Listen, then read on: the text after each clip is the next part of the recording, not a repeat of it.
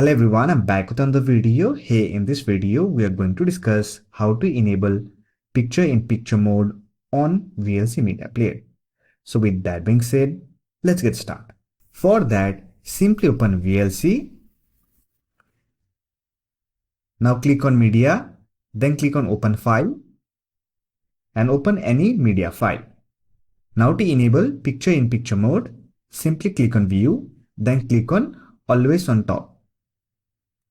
Now whenever you try to run any application, VLC Media Player will stay on the top, as you can see. However, you will get lots of distraction. To disable this interface distraction, simply press Ctrl and H.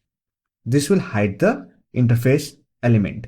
Now you can simply resize the window. Now place the media player anywhere on the screen, as you can see. It will just float on top of any other application, as you can see here. So that's it. This is how you can enable picture-in-picture mode on VLC Media Player.